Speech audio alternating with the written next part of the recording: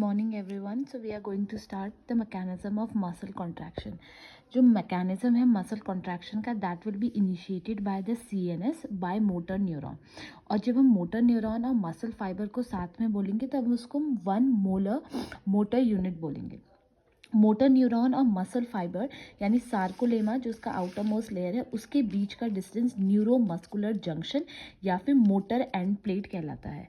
Sorry for the hand writing, गलत गंदी हो रही है.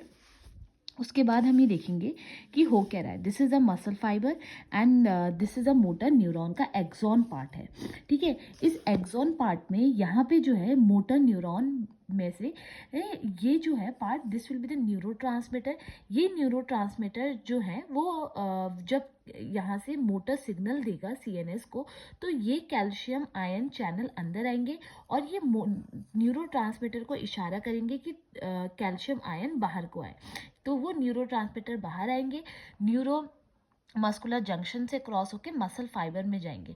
जैसे ही वो मसल फाइबर में जाएंगे तो sarcoplasmic reticulum calcium ion release करेगा. तो एक टाइप का करंट जो है दैट इज द रिसेप्टर यहाँ पे प्रेजेंट रहेगा. This receptor is known as acetyl क्लोनिन.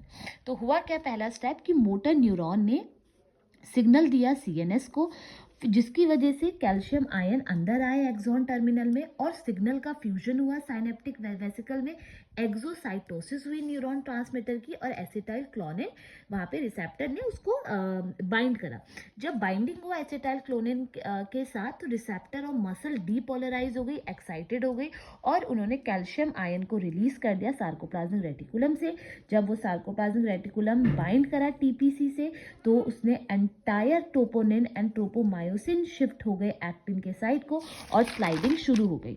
जब हम स्लाइडिंग थ्योरी की बात करेंगे तो ये जो है यहाँ पे क्या बोलते हैं एटीपी जो है this will be the first step. जो एटीपी है वो अवेलेबल होगा कि वो बाइंड करे हेड ऑफ द मायोसिन. फिर वहाँ पे कंबाइन नहीं होगा, थिन ऊपर होगा, थिक नीचे होगा.